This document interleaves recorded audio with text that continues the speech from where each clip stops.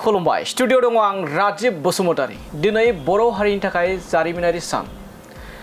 दिनैनि सानावनो थामहिनबा 1987 मायथाइनि 12 जुन थामहिनबा दिनैनि बे सानावनो आलादा बड'लेण्ड रायजो दाबिनायाव गिबि मुंख्लं जादोंमोन। मुंख्लं सुजित नार्जारी बिथाङा गुवाहाटीआव आलादा बड'लेण्ड रायजो दाबिनो थांनायाव फैफिनाय समाव सुजित नार्जारी बिथांखौ सोरबा सिनाय मोनै दुथां सुबुङा जिउ फोजोबदोंमोन सुजित नार्जारी बिथांखौ।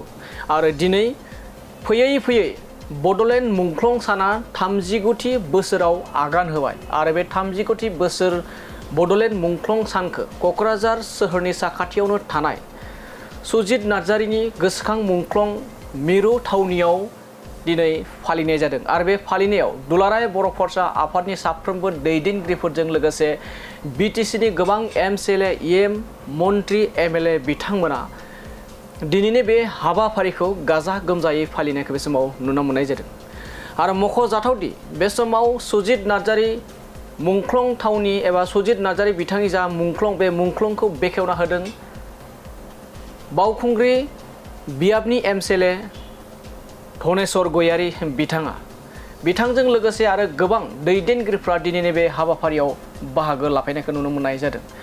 बेजों लोगोसे रोजा रोजा सुबुंफोरा दिनैनि बे 39थि बड'लेण्ड मुंख्लं सानखौ फालिनायाव एबा सान फालिनायाव रोजा रोजा रायजोफ्राबो बाहागो लानायजों गोबां दैदेनगिरिफ्रा गोबां बाथ्रा बुंदों। लोगोसे फैबाय थानाय समाव जा 5,000निबो बांसिन मुंख्लं जानाय बिथांमोननि आद्रा सिमां बे आद्रा सिमांखौ माबोरैहाय फिन आरोबाव जुरिजेनगोन बेफोरखौ लानानैबो गोबां सावरायलायो जोंनि मेलेमजिबि जोंनि बर' हारिनि गोबां मेलेमजिबि बिथांमोना। दानिया फैदो बिदिब्ला बड'लेण्ड मुंख्लं सानखौ माबोरैहाय एबा 39थि बड'लेण्ड मुंख्लं सानखौ माबोरैहाय दैदेनगिरिफ्रा गाजा गोमजायै फालिनायजों लोगोसे मा बाथ्रा बुंदों बेखौ नोंथांमोननि गेजेराव लाना फैदिनि। दिनै बे बाथिबारियाव थानाय मुंख्लं सुजित नार्जारीनि जे गोसोखांथि बेवहाय मिरु मोनसे दिनैहाय पार्क बेखेवनाय जाबाय। आरो बे दिनैनि 39थि मुंख्लं सान बड'लेण्ड मुंख्लं सान फालिनायाव बिनि जे गाहाय दरखं बेखेवनाय आरो जोङो मुंख्लं सुजित नार्जारीनि मुसुखा बेखेवनाय लोगोसे मिरु दुलाराय बर' फरायसा आफादनि जोङो बेवहाय फिरफिला बिरखांबाय। दा बिनिखायनो नोंथांमोननि गेजेरजों जोङो फोरमायनो हास्थायो जे बड'लेण्ड मुंख्लं साना आरो बड'लेण्डनि गिबि मुंख्लं सुजित नार्जारीखौ मिरु खालामनानै गासै मुंख्लं जाय बिथांमोना बर' हारिनि थाखाय जिउ बावलांबाय। सिलायनि आन्दलन गणतान्त्रिक आन्दलन गुबुन गुबुन समाव बिथांमोना बाहागो लानानै जिउ बावलांबाय। बिथांमोननि गासै सोरगोआरि जिउनि थाखाय आरो बर'नि माहारियारि बादा अराय बिथांमोननि बोरजों थांनानै थाथों बेखौ जों मिजिंथिनानै दिनै बे मिरुनिफ्राय बा दिनैनि बे मुंख्लं सुजित नार्जारीनि मिरु केन्द्रनिफ्राय जोङो हास्थायो।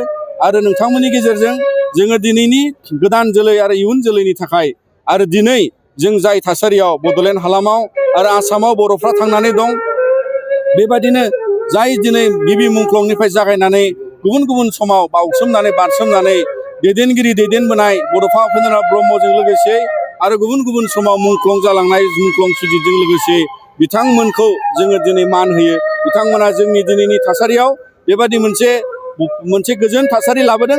जाय समाव जोङो जोंनि राजखान्थियारि अधिकार एबा रांखान्थियारि अधिकार आरो गुबुन गुबुन समाजारि बिथिंजों नोजोर बोनानै हारि दावगानायाव दिनै जोंनि दानि गोदान जोलैजों लोगोसे इयुन जोलैफ्रा सांग्राङै दावगालांनांगौनि जांख्रिथायारि गोसोखौ लानानै दावगालांनांगौनि मोनसे मोन्दांथिखौ लानानै अराय जों गोसोआव लानांगोन जे जोंनि बे गासै जाफुंसारनायखौ लानानै जोङो अराय हास्थायगोन।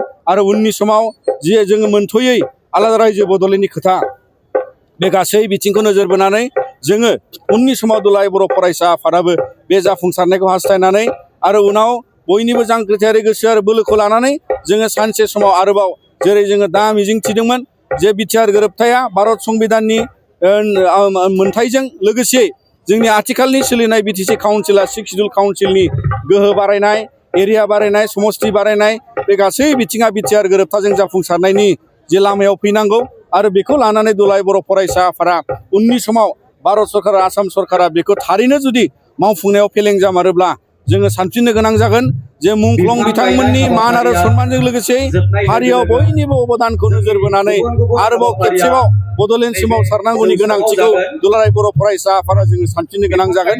दा बेनिखायनो दिनै जोङो नोंथांमोननि गेजेरजों भारत सरकार आसाम सरकारनिसिम जोङो बेखौनो फोरमायनो हास्थायो जाहाथे जोंनि गासै राजखान्थियारि अधिकार आरो मोन्थायखौ जोङो जाफुंसारनो होयो आरो बेनिखायनो बे समाव आरोबाव माहारियारि हामलायथिजों आं नोंथांमोन बयनिसिमबो जांख्रिथायारि मोनसे गोसोजों नोंथांमोन बयखौबो मान होनानै नोंथांमोननि नैबे खावनिनिफ्राय नोंथांमोननि गेजेराव बे बाथ्राखौनो फोरमायबाय।